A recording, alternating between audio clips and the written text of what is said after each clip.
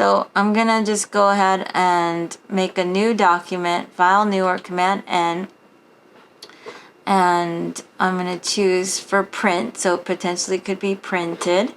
And I'm gonna name this my last name followed by my first initial dash. This is project 2, so PROJ2, and I'm gonna put this in inches. And I recommend that you make your artboard, you change your artboard to actually be 8 by 8, so that if you have anything that hangs off the edges, if you make a PDF version, it'll all be hidden off the edges, or if you went to print it, it would not print anything outside of the artboard. And also if you export it for like a web image, PNG or something, it will not, you can have it crop everything off the artboards. So I'm gonna leave all the default and click create. So I got my 8 by 8 here, and now I'm gonna just place my photo. So it's important that you place the photo rather than open the photo, because I set this document up to be for print. So I have my CMYK swatches here, and the document is set up ideally for print. If you just go file and open the image, then you're not going to be in the right color mode. It's going to be in RGB, and you're not going to have the same you're not going to have the swatches available to you that are swatches that are good for printing. So always use file place to bring in your image. And then I'm going to just go ahead and find my folder for this class in my images, Naomi Klein. And make sure that the link box is not checked. So if you don't see your options, you can click on options and find where the link box is. Make sure there's no check mark in it. So uncheck it if there's a check mark there. If you forget, this is what happens. Then you click place here, and you can place by just clicking and dropping it in, or holding shift and dragging, but I'm just gonna click, and you can see, I'll zoom out. Because I placed it linked, there's a big X through my image, and if I were to move my image to a different folder, Illustrator would have a hard time finding it. It would be disconnected from the file, and because when you place the image linked, it's not embedded, it's not inside of the file, and then you have to keep track of where that JPEG or whatever type of image it is, where it is located. If you move to a different computer, you have to move the image and your Illustrator file together. So that because the Illustrator document is linking to wherever the placed image is located on the hard drive. So I don't want to have it placed linked. You can also embed the image. If you go to properties, you'll see there's an embed button right here. You can also go to object rasterize, and you have more options. And rasterize means it's just bringing the pixels into embedding the image as just pixels, making everything pixels in the image. I'm not going to do that though. You could also bring up your links panel to manage any linked images.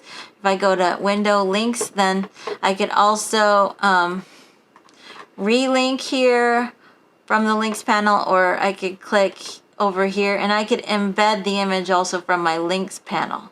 And now it takes the X off. So for this assignment, please, when you place it, uncheck link. If you forget, you can embed the image later, so you don't want to see an X, because I want to be able to see your image. I don't want to see, if you turn in your Illustrator file and your image is linked, it's not going to allow me to see anything. It's going to just be an empty box where your image was.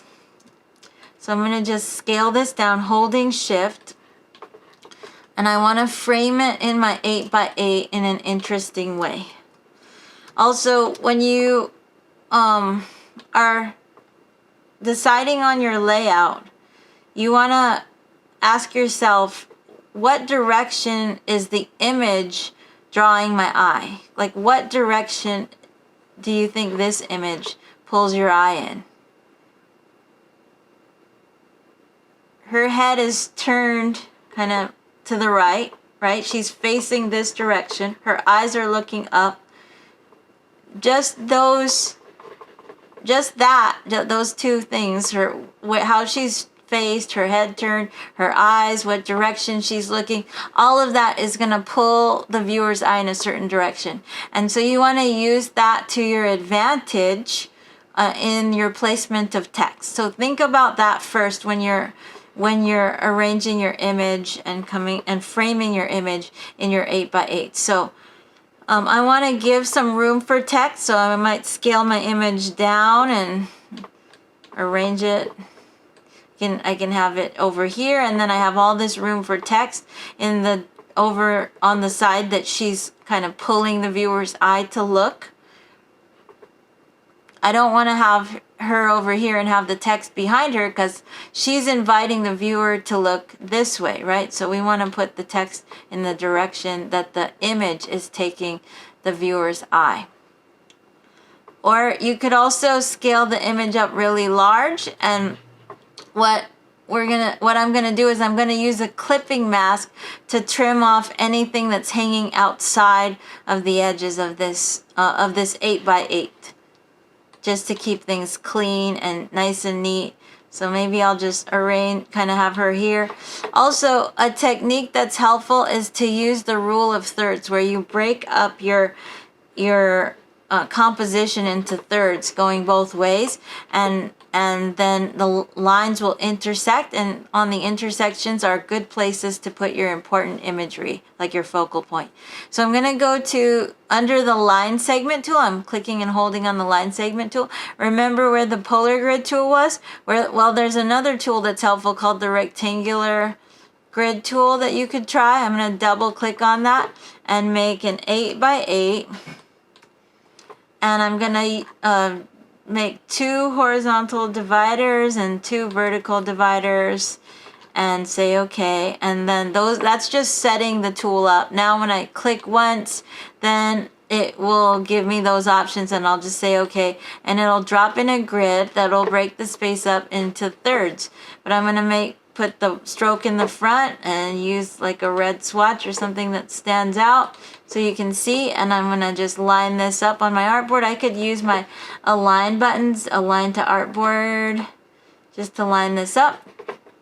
From my layers panel, I want to just lock the grid so it doesn't move out of place. So I click the lock next to the grid. I flipped open the layer 1, and then that's just helpful because where the lines intersect are good places to have your important imagery. So as long as I have her face underneath any of the intersections here, then I'm good.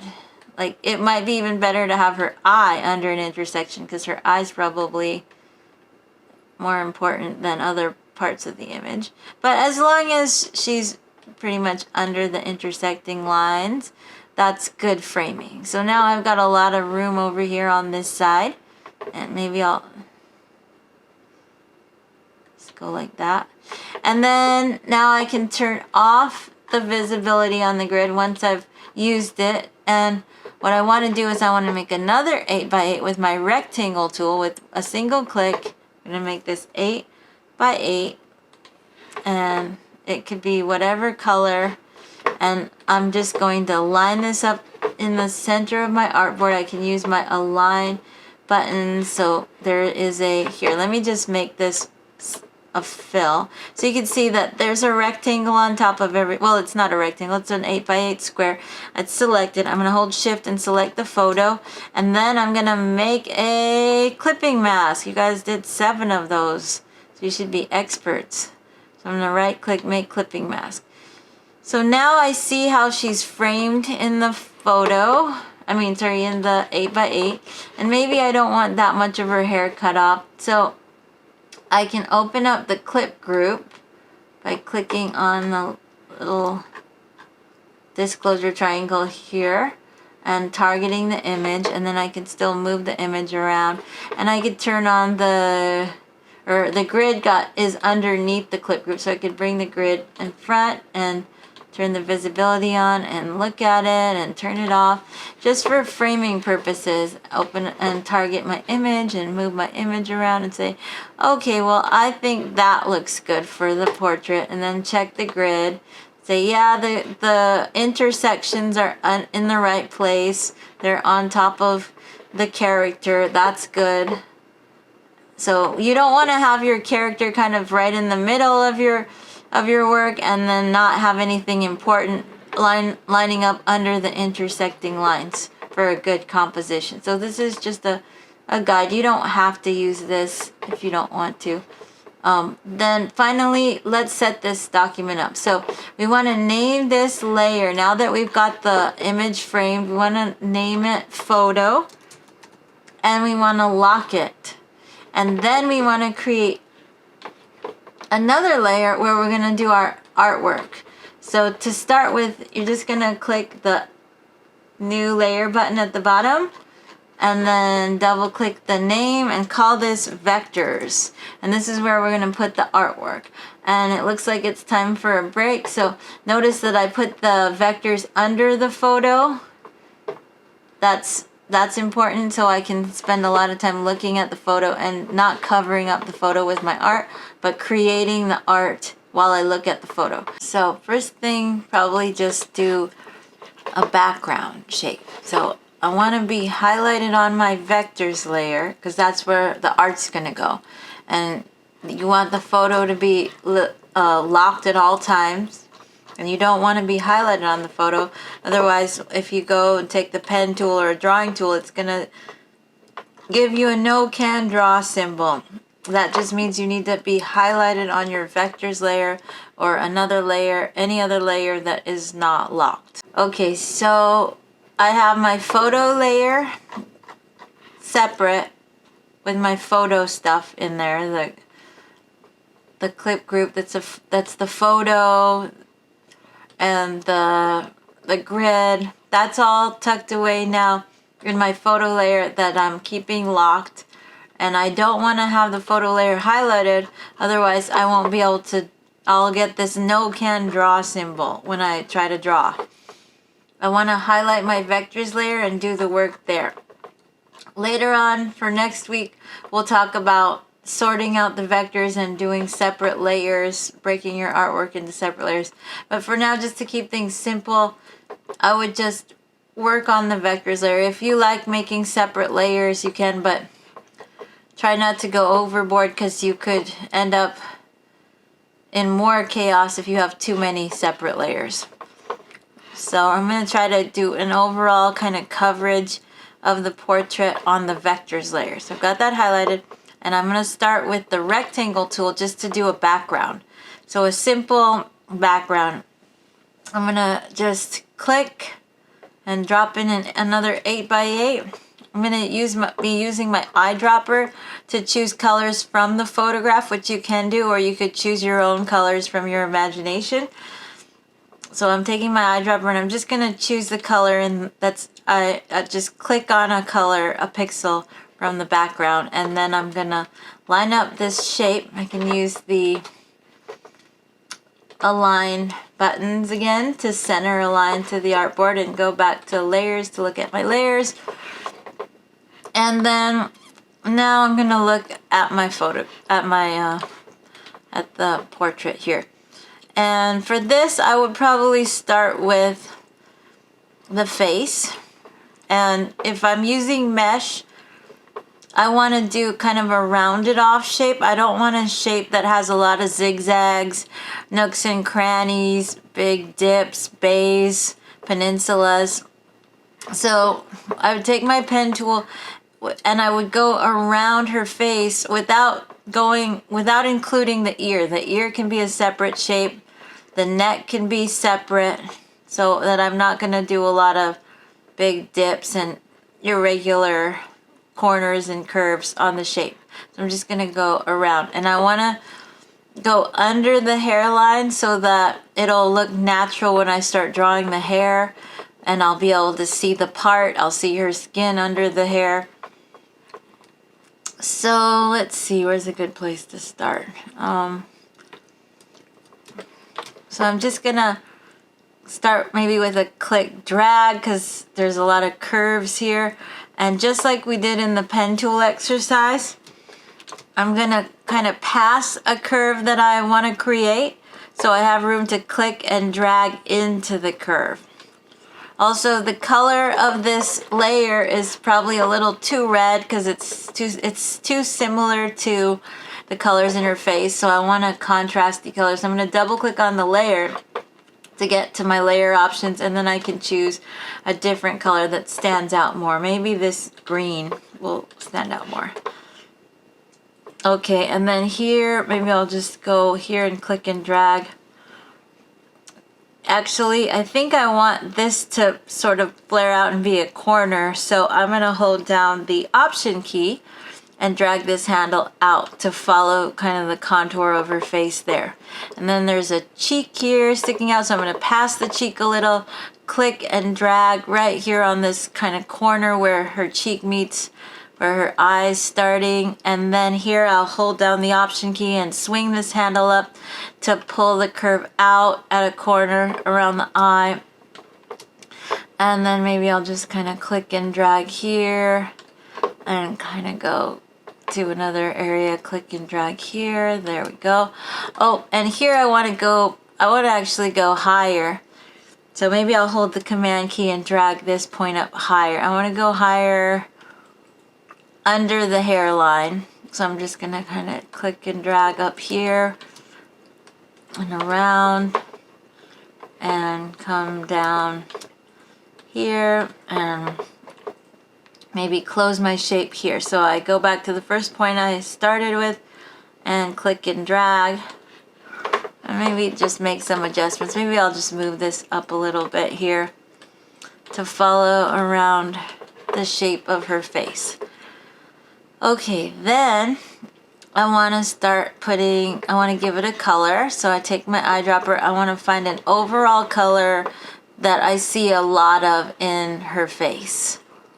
So it could be a lot of this color. I'm seeing a lot of this color in her face.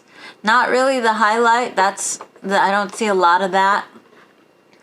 And not really the very dark shadowy color, but something in between, like there. And then I click the eyeball on the photo to see what I've drawn so far. See the first two shapes down.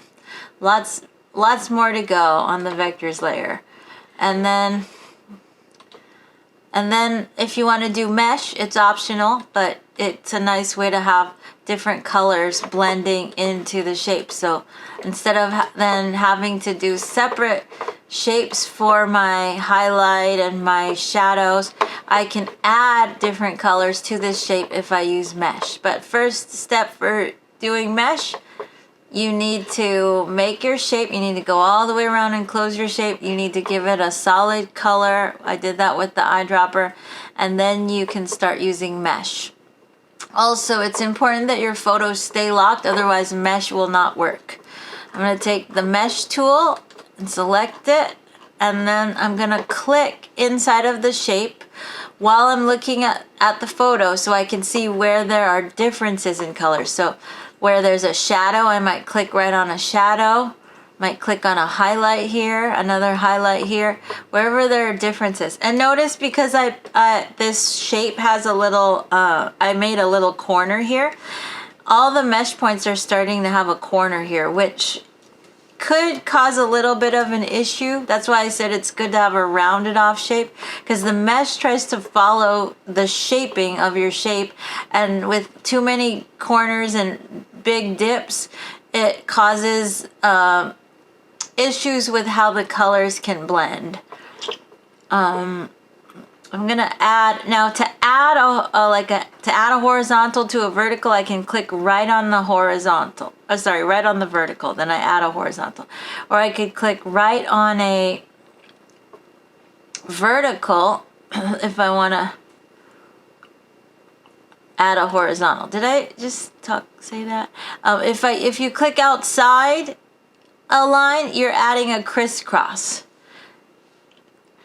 But you click on a horizontal, you're adding a vertical. If you click on a vertical, you're adding a horizontal. But you want to be careful not to add too much mesh, because it can get meshy. That's a pun intended. All right, so then to change the colors. So you take your direct selection tool and you click on a point. And so this area there's a lighter color on her cheek, so then I can take the eyedropper and try to find where that lighter pixel color is. And then I can click the eyeball off and look at it. So I added a little spot of light on her cheek. So whatever you select with the direct selection tool, then you can change the color. I could even change the color to green, and now I added a spot of green on her face. But if I want to make this more realistic, I want to select the color and then use the eyedropper and find a color that's in the photo and click on it. And you can always double click on your fill and adjust the color to what you want it to be, rather than relying on what the eyedropper clicks on all the time. Let's see. You can also select a bunch of points at a time you could use the direct selection tool and shift click on a point and shift click a bunch of points together, and then change them all together at once. So now all these points are changed together. Let me also change this point here. A nice way to select a bunch of points also, besides shift clicking with the direct selection tool, is using the lasso tool underneath the direct selection tool. You can easily drag a circle around a bunch of points all at once. So I've just selected 1, 2, 3, 4, 5, 6 points right here that will all hold whatever color I give them. So I can give them this darker color here, and then I turn off the eyeball and I see I've given her forehead that darker color there. Or maybe I want this even darker color. That's a little too dark for this point here. So I'll select this point and lighten this point up. Now the lighter color is blending into the darker color. Make sure this color is light enough.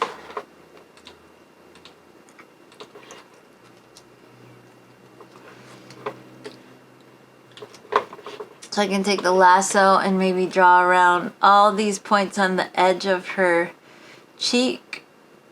Can be a darker color. So I click that over there, and so it's given this nice edge, this darkened edge to her cheek. And I can go in with my direct selection tool and select a point and move points over. I can pull on the handle to pull the color out further. The color will only go as far as the next point. The next point holds its own color. But you can kind of tug the points around and move points around, tug on handles to pull the color around as you like, to alter to create a sense of three-dimensionality to the shape. Maybe I need a highlight here, so I'll select that point with the direct selection tool, then eyedropper that area, and now there's a spot of light there. Okay, so I can always go back into the mesh and do more at any time. Maybe I'll just do one more. I'll add one more mesh line right here and give that this color here. And maybe I'll do the same color, similar color here. And then look at it. I think maybe I'll take my lasso and draw around these 2 points here and lighten those 2 points up to this color. So there's a lot more light on her cheek there. these points down here might look good being like a kind of a more grayish color. I see kind of like a different color down here on her face, so I'll just add that darker color there. Okay. So that's how you kind of start etching out the highlights and the shadows. And then let's get to, I'm going to get to the hair. So then let's say I want to make her hair shape. So I would start with an overall shape that captures the overall texture. And then, like I said, next week we'll look at how to do more fine line details with the brushes. But it's good to really look at the corners and the curves that you're seeing in the shapes and try to capture those. So I might start on a curve here, maybe do like a click drag, start a curve, click drag into this curve here, and maybe I'll just come up here and let me just zoom in here with Command plus, maybe just do a click drag, and then I'll hold my Option key and swing this handle around. Come down here, click and drag, and Option, swing the handle around to get this sense of, clicking and dragging here, sense of her hair growing here into her part. Clicking and dragging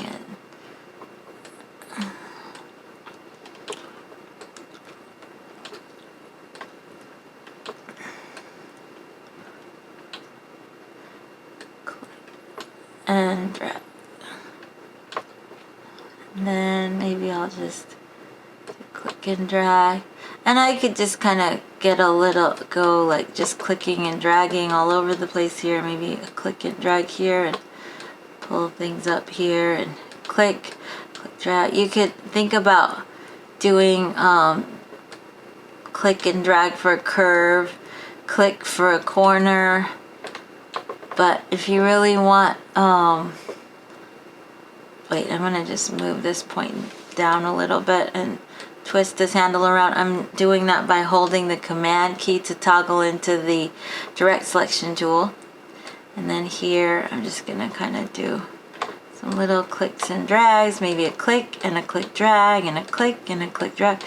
It's really, let me zoom in so you can see what I'm doing.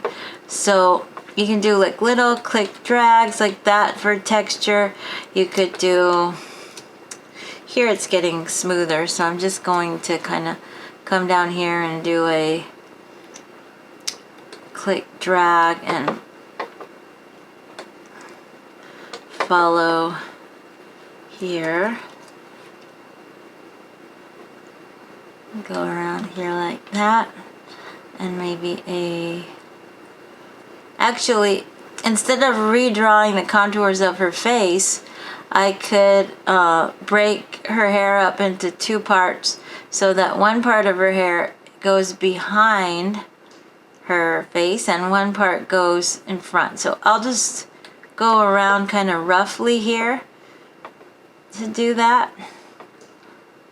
So this is going to go behind her face. So I'm just going to kind of go down here, and then I'm going to zoom in here, and then I'll do some like a little bit of clicking and dragging here to create a little texture on the ends of her hair.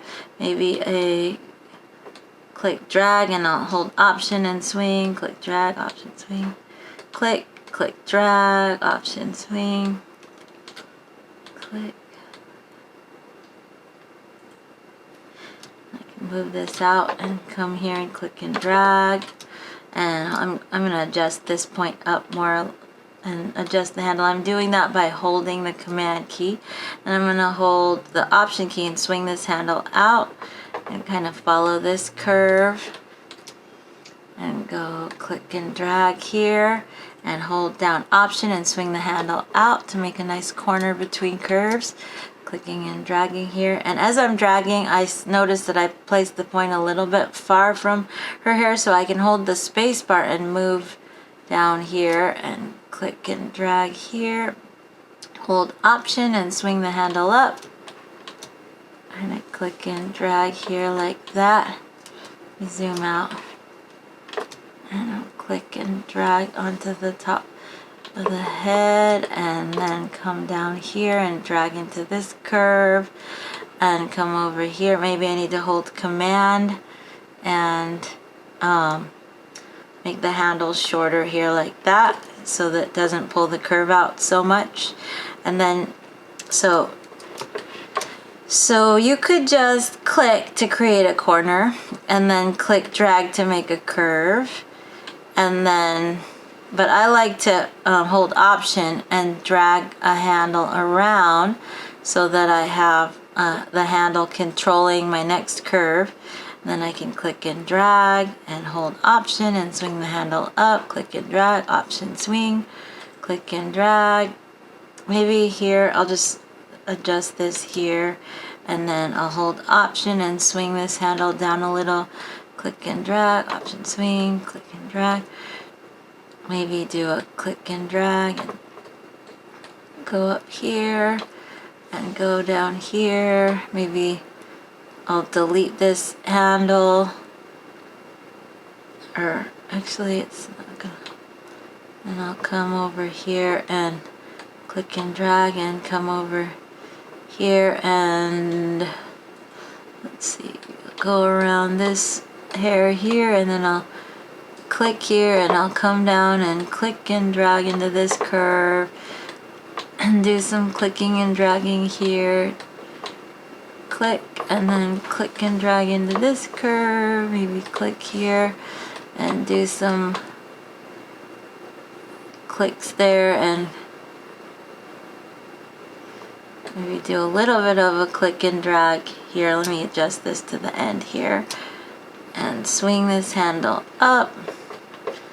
Come over here and click and drag there, swing, and then go here, click and drag, and then go clicking and dragging into this curve and into this curve, and then I go here to finish up the little hairs that are growing here. I'm just gonna do some clicking, and let me zoom in here. So I'll do like I could do a click and drag here and a click and drag here and hold Option and swing the handle around to do nice little corners between curves.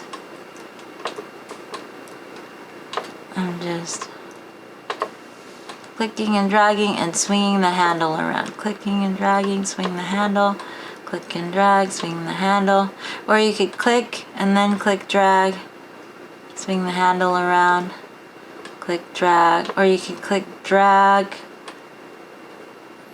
let's see, swing the handle around, click drag, and close my shape. So I see the circle, I click or click and drag into the last point. And then I'm just going to take my eyedropper and give this shape an overall color of what I see the most of in her hair, like a dark brown color. And right now it's going, this part of the hair is going in front of her face, but I want it to go behind her face.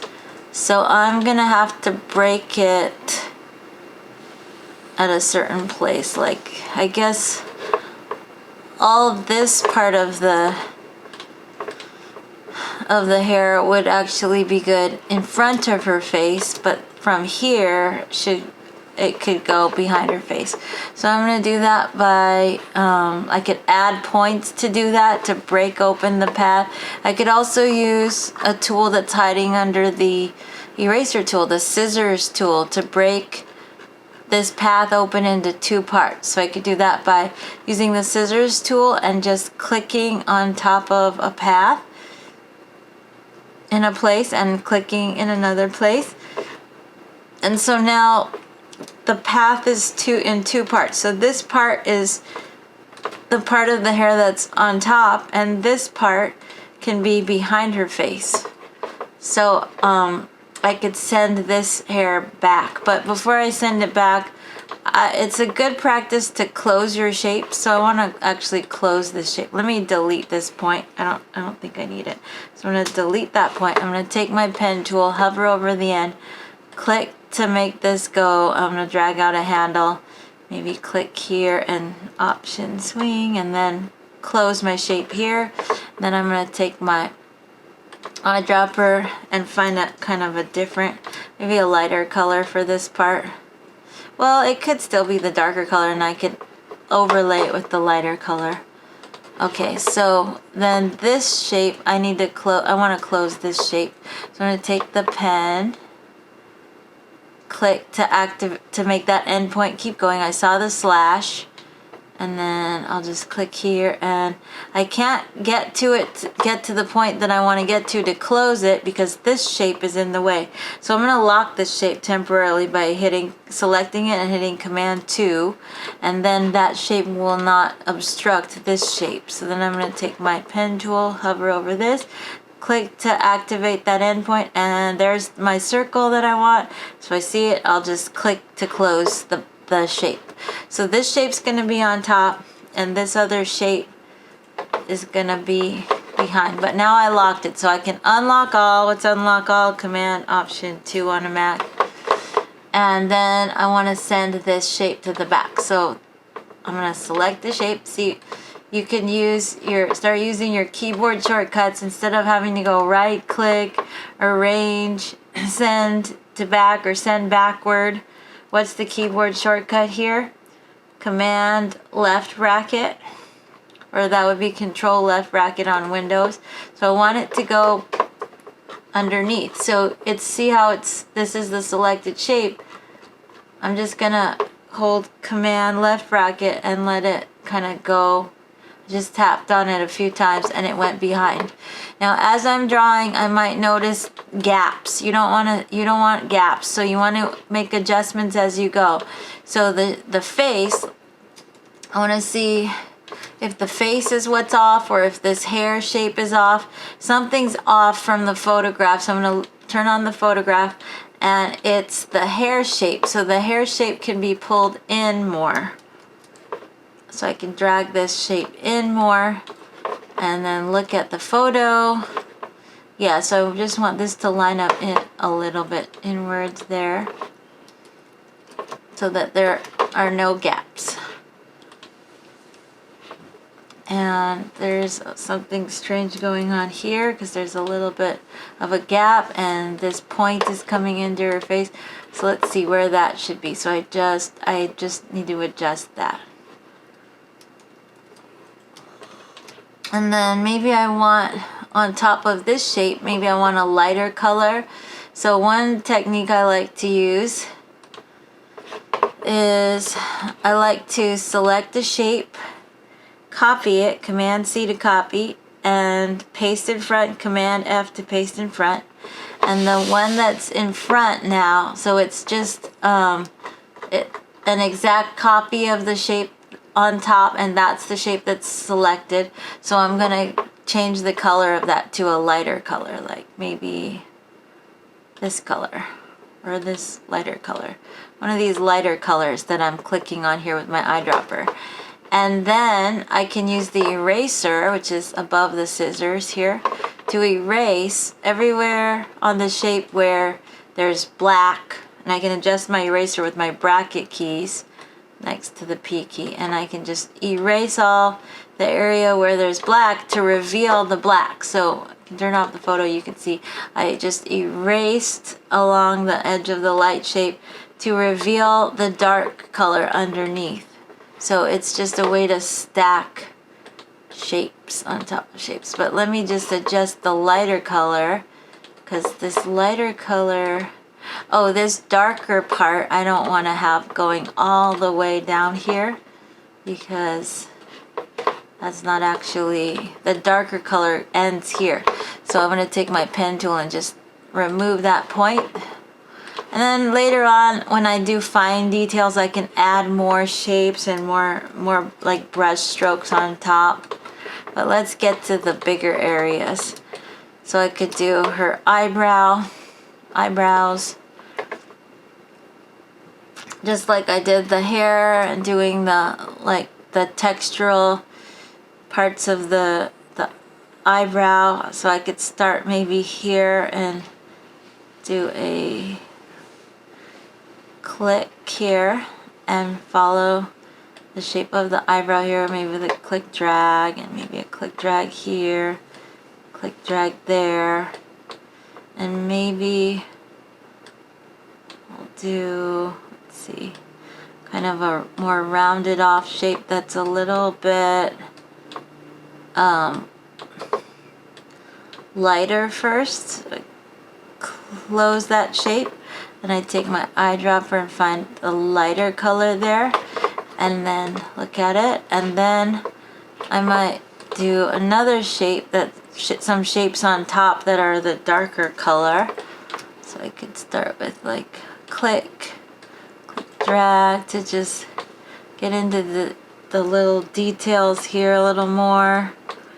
Click and drag, hold option, swing the handle up to make the nice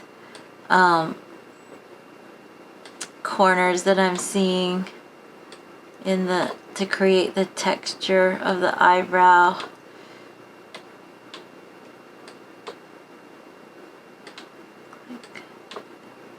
Oops, that's probably a little too many points. I can always use my toggle into these tools, option, swing, drag, click drag, kind of just using my imagination, maybe some click drags here to just find where the darker colors are, and then use my eyedropper and find a darker color in there.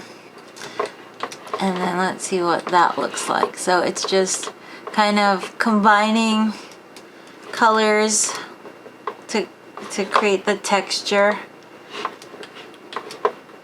So maybe a similar technique here on the other eyebrow. So I'll kind of find that like a darker shadow area here. Actually, this one is so much thicker that I probably could just do this as the dark color. So let me just go back and try that again. Maybe what I'll do is I'll make a kind of a lighter shadowy color here. So I'll just kind of go around this shadow that I'm seeing here. Close that, and then give that a kind of a lighter shadow color, and then go on top of that with the shape, the darker defined shape. Drag, and then I'll hold option and swing this up, and then do some little details, maybe a click and drag and swing the handle up, click and drag, swing the handle down, click and drag, click and drag. You see, zooming way in so you can see. So you don't want to get lost in seeing pixels, but just so you can see what I'm doing, I'm clicking and dragging, holding option, swinging the handle up to make nice corners between curves.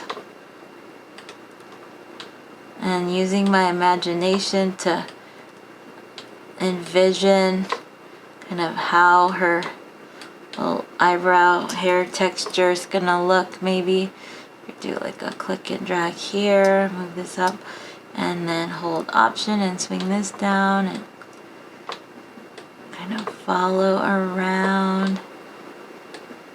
And then I want to get to, let's see, did I already close this shape? I guess I closed it. So you want to go around and close your shapes. Maybe I'll add another point in the middle to go around this little lump here. Maybe I need another point here to pull this down. Add points, then use the direct selection tool to kind of pull around the shape that I'm going for. And then I'll find a color with my eyedropper.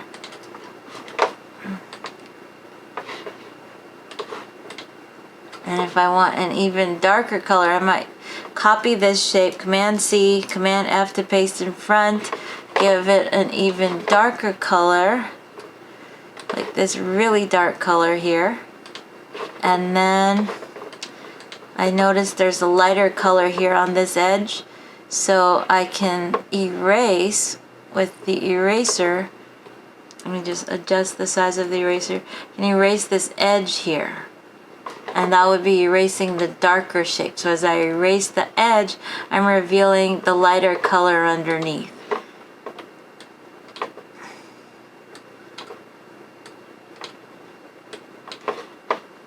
So then it's more like of a stacking of different colors.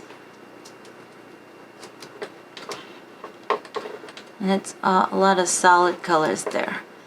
Okay, so then her eyes. The eyes are where things really come to life. So for the eyes, I might start with the whites of the eyes and then build on top of that with the iris. Start with a click, drag, hold Option, swing the handle under, click, drag, Option, swing, and close my shape with a click and drag. And I can give that a kind of a color there with my eyedropper. And do the other side. Click, drag, swing the handle around, kind of just following around the shape. Click and drag and close my shape.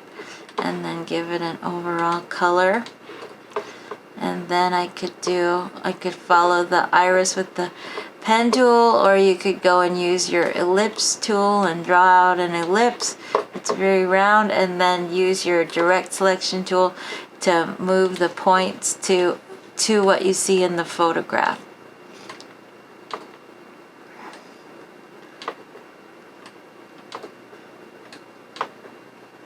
And maybe her iris is more coming to maybe it's not so round here, so I can actually drag the handle down all the way into the point if I want to take the handle off and make that more of a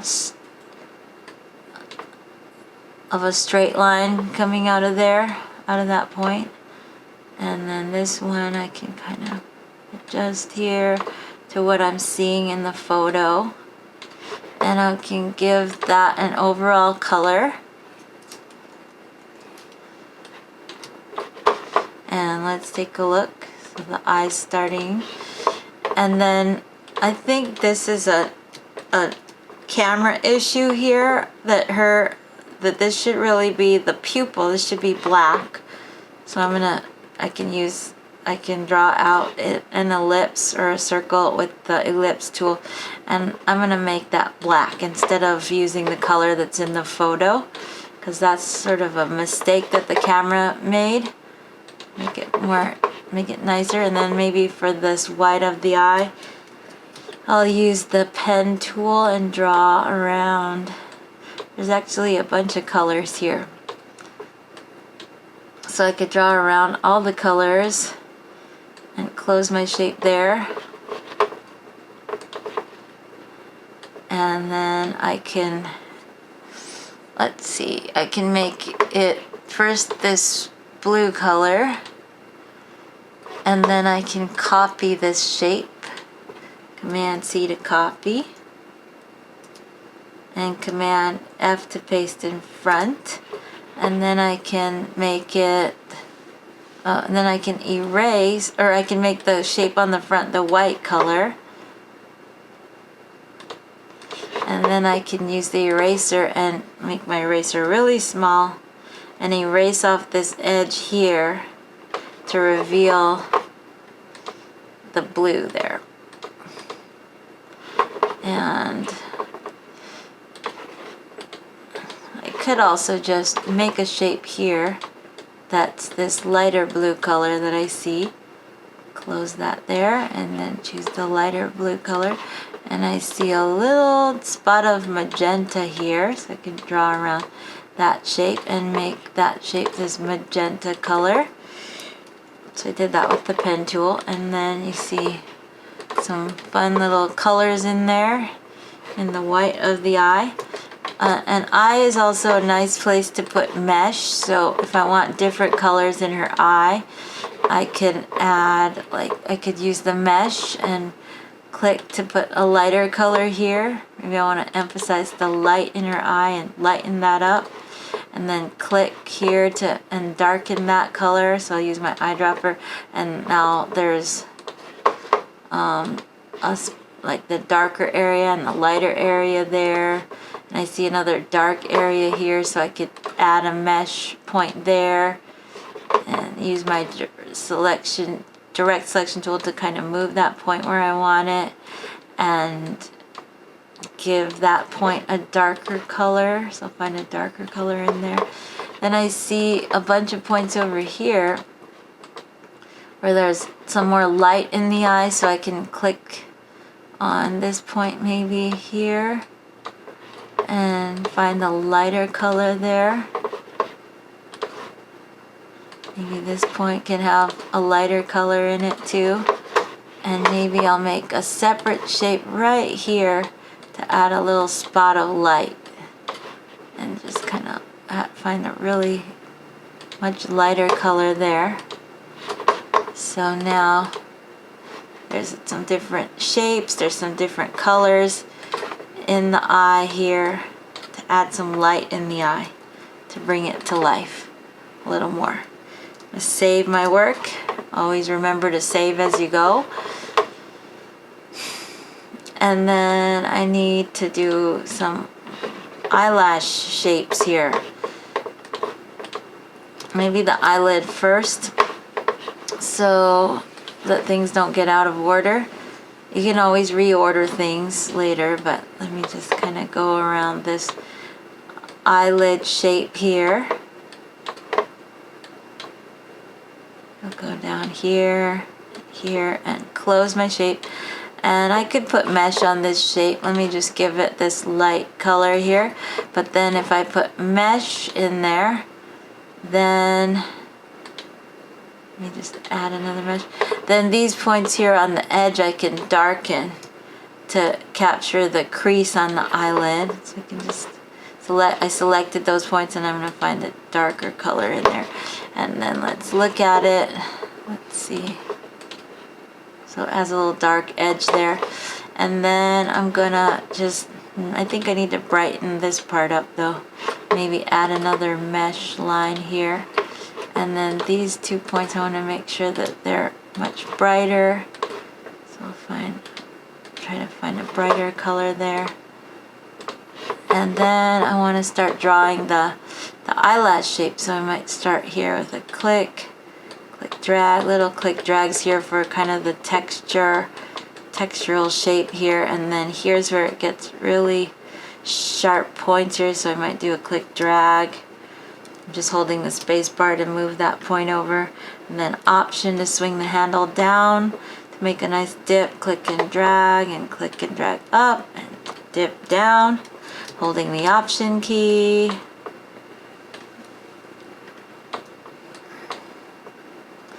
Click and drag and option swing.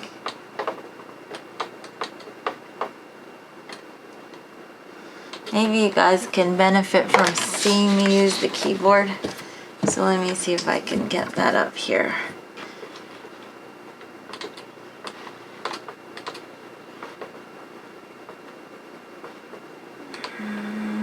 Pin and get my video back up here.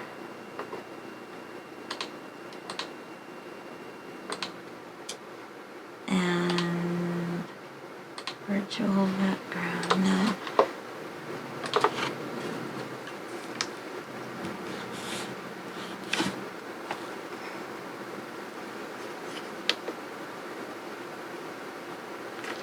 Well, why does it seem so out of focus here?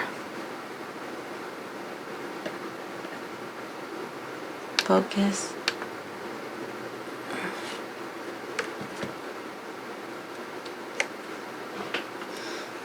So, okay, so let me just make this like this over here so you can see what I'm doing. Okay, so I'm clicking and dragging, and then I come over here and I click and drag, and I hold the Option key, and then I can swing the handle around. Click and drag, and Option, swing the handle around. Click and drag, Option, swing the handle around to make these nice sharp corners. And now I'm holding spacebar to move over to get into my hand tool. As I go, click and drag, Option, swing the handle around. And that's probably the end of where it's really dark. Well, let me just add one more little. I could just click here and click and drag and come around and just click and drag and kind of go around. Maybe I'll just go in here and I could make a separate shape for the underside to finish the underside of the eyelash, and then close there. And I can take my eyedropper and click to find a dark color in there, and then take a look by clicking the eyeball off there, and that's gonna really bring her eye to life.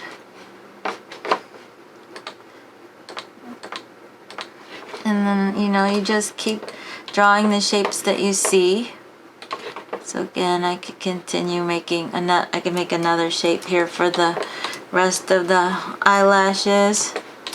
Here, like a click, drag for a curve.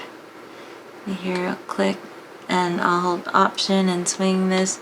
Let me zoom in here and just kind of follow with a click, drag for little curves. Click, drag, and hold Option and swing the handle up. Click, drag, and Option, swing. And little curves and corners. Kind of dragging every which way to create an interesting texture. And Option, swing, and close my shape and take the eyedropper and find a color in there, a dark color for the eyelash. And I can turn the eyeball off on the photo and see what I'm doing here. So there's some other kind of dark shadowy shapes in there that I could add because I'm seeing that there's a gap here. I could just pull the white of the eye down. Whoop. Click on a point and pull it down, and then add the shadowy shapes later. There's definitely some pink shapes here that I need to create for the pink in the eye. Maybe start here with a click and drag, and I can hold spacebar to actually reposition my point as I'm dragging, and then release spacebar and then click and drag more, and then hold Option and swing the handle up to redirect the curve.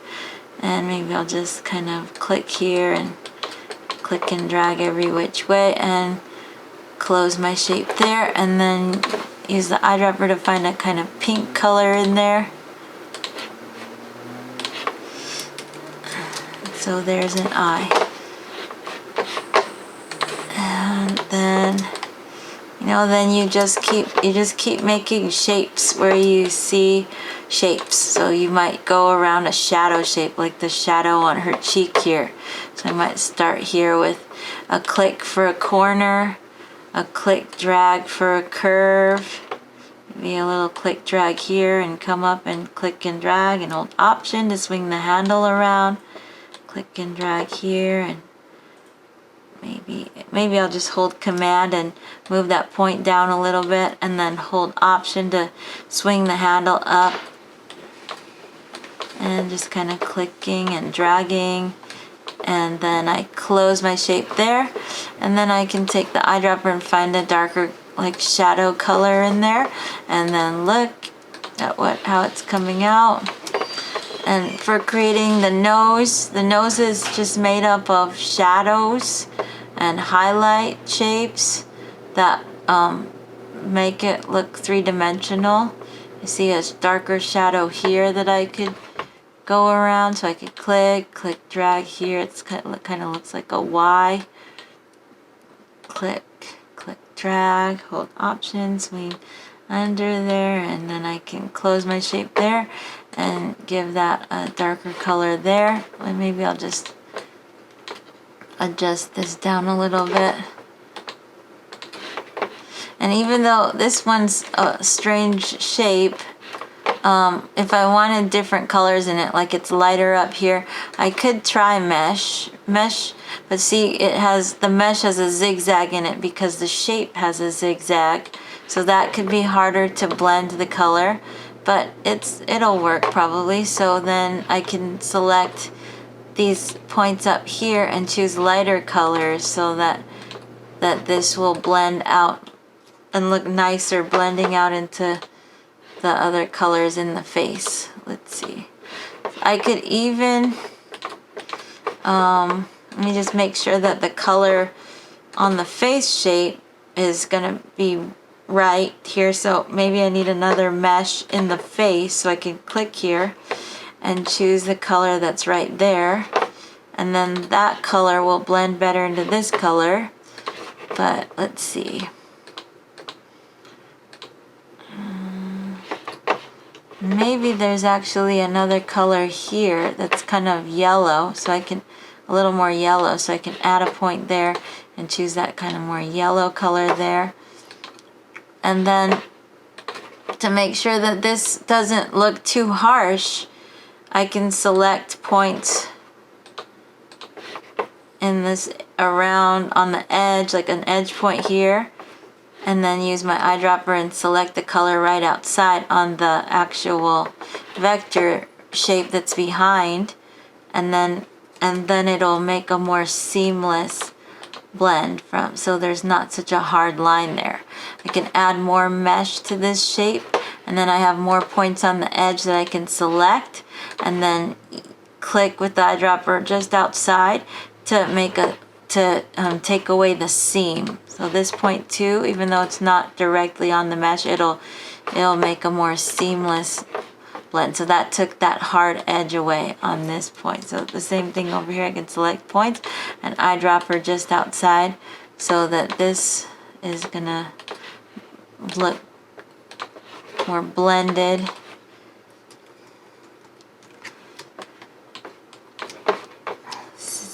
Command S to save as you go. I could do some, let's see, maybe I have time to talk really quickly about blending. So there's an example I like to show that makes use of blending, and that is, let's see, where is that? This one right here. She did a really nice job using blending. Oops.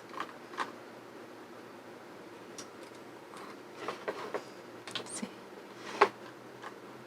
So at a first look at this, you don't see the blends, but when you zoom in, you see that she did a lot of, the way her approach to this portrait was to use a lot of stacking of shapes and blending them together to create the smooth transition from highlight to midtones to shadows to create three-dimensional protrusions. So you see that on the forehead, the nose, the cheeks, the lips even.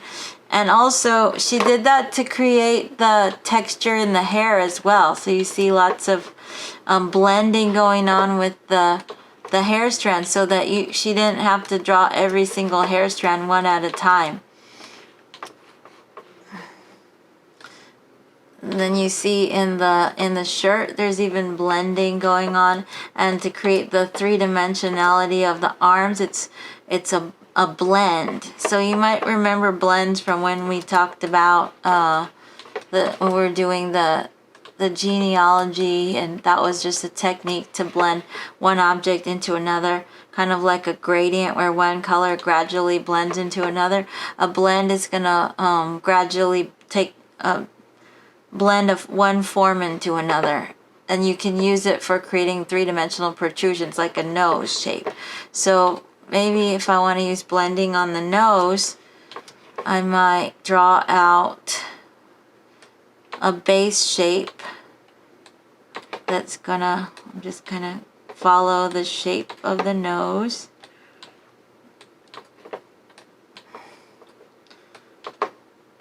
And I'll give that base shape a color that's kind of similar to the rest of the face. Maybe I'll just find a color that's in the, that'll blend well with the rest of the face. And then I'll find and then I'll draw another shape that's gonna be sort of a mid-tone.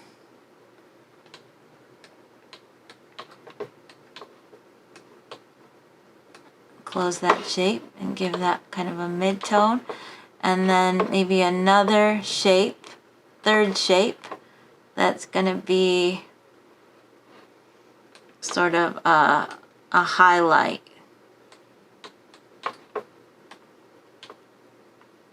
Actually, let me go all the way up to here and close this shape. Let me just adjust my shapes. And this one's going to be a lighter color. And then this one back here is going to, let me just wrap it kind of down a little bit more here. And this will be more of this darker color that I'm seeing in here. Let's see. So let's take a look. And let me make this one a little bit the lighter color. And then this one can be, let's see, more like this color.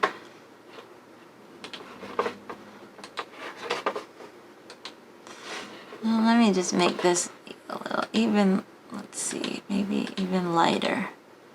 More like this color. Okay, so then if I were to select all three of these shapes by clicking on one and then shift clicking the others, then I could go to Object, Blend, Make, and then the shapes will gradually blend one into the other. And it looks silly right now, but this technique can be used to create sort of a three-dimensional protrusion, like see sort of a nose forming, by using my direct selection tool to adjust the shape of each of the original three shapes. Then it's kind of a way of sculpting something three-dimensional. And then I could always select my shape and go to Object, Blend Options, and then instead of smooth color, maybe I want specified steps. And then I choose a certain number of in-between shapes that will be generated. So maybe I want 20 in-between shapes in between each one, and or less. Maybe I want 5, and then you'll see those blend steps. But 20 works for me. 20 looks good, and then I can just adjust the shapes. But I think this is too bright of a color for this nose, so I'm gonna just look at the photo and adjust the color on this one. Oh, that's a little too dark. Let's see, that color blending into that, and then I'm gonna have to stack shapes on top of this so that it won't have those seams. Or I could select this shape and use the color here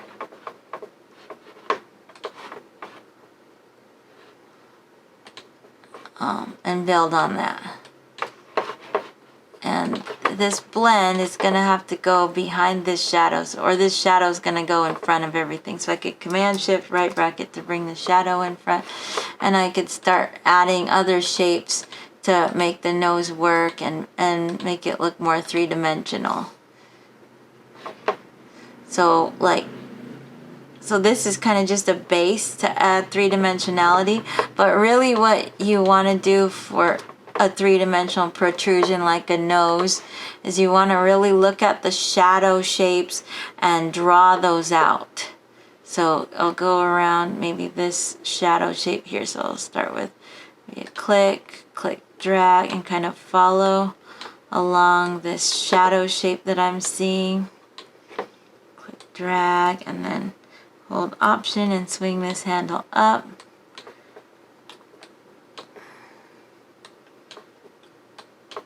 Close my shape.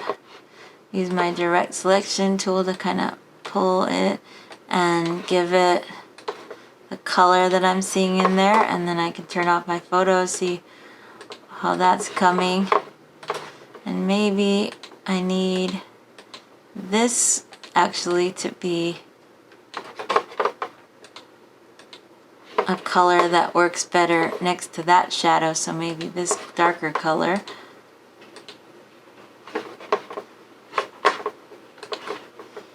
I can pull this shape here from the blend under this shadow shape. Kind of tweak that around. And then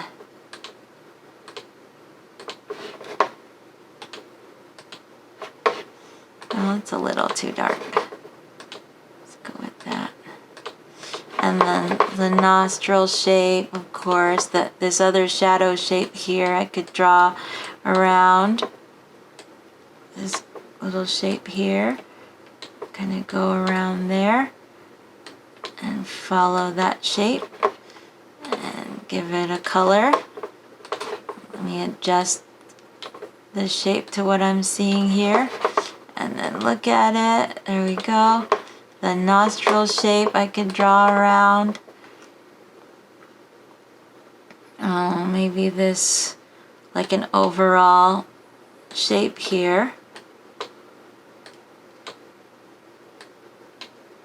That's this lighter color here. I can just kind of give it this color here. And then I can copy that shape. Select it, Command C to copy, Command F to paste in front, and then I'll give this shape the darker color. And I'll take the eraser and erase this part underneath here that I don't need to follow this shape here. So now I have kind of the nostril shape starting. And there's a lot of other colors in this shape, so I could use mesh for that. So I can add a spot of light here and a shadow color there. Then I can take my direct selection tool, select, and add the lights in there. Select a point, add a lighter color there, and then look at it. So something starting there, but there's still this issue of, okay, it's seamless here, but there's a seam there, so I could make a patch shape on the top. Since mesh, you can't put mesh inside of a, this is the wrong color, but you can't put mesh inside of a shape that's within a blend, but you can make a patch shape here that I can put mesh on. So that patch shape should be the same color here as the forehead, but I need some